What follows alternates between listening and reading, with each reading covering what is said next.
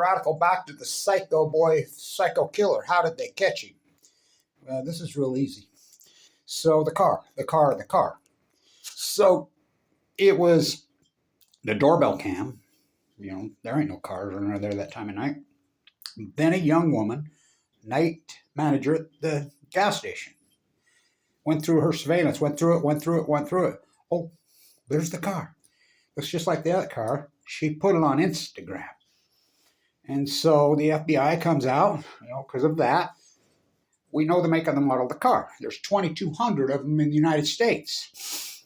Well, elimination. So what happened, somebody with half a brain finally says, well, let's check police records locally and see if any car like that has been pulled over.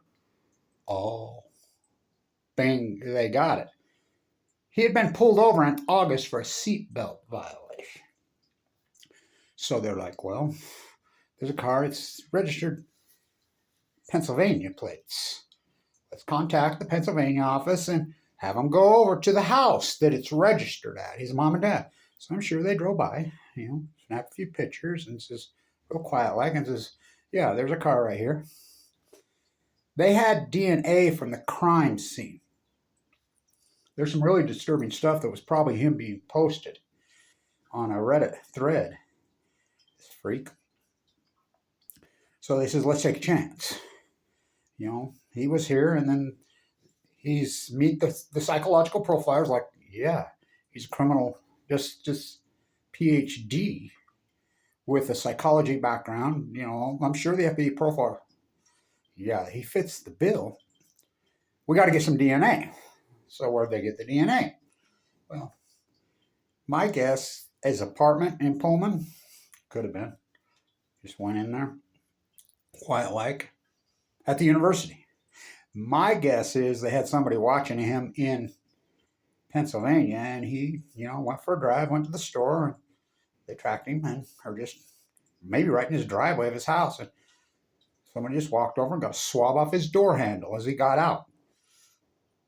They ran the DNA through the computer bank. Bang, they got him. Issued the affidavit. They had him. So it was the onliners. It was the car, and it was her. That young woman did so much work, at the all-night gas station. I remember watching an interview of a young guy at the vape shop, or the one thing they used to come in. He said she talked about, there was a guy that would kind of like, they thought was following him, but they kind of just blew it off. They'd seen him a couple times, just blew it off. I guess it was him.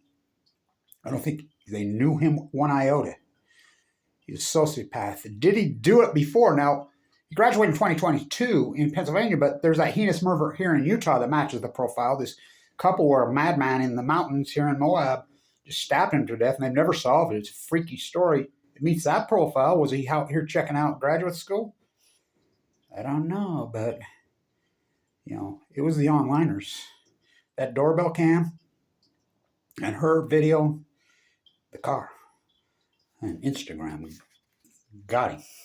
He'd been pulled over for a seatbelt violation, $10, but on that seatbelt violation will be the license plate number and registry. And I'm sure, they went through all the vehicle records, and they're like, whoa, here's one that meets that car, was pulled over. But it's registered in Pennsylvania. To who? And they did a little, he's living here in Pullman, postgraduate PhD, and his psycho fucking poll. So relieved they got him, and, because he would have done it again. No doubt he was a Ted Bundy. This dude was as psychopath as they get. This is the most heinous murder I've heard of since Ted Bundy. So they got him.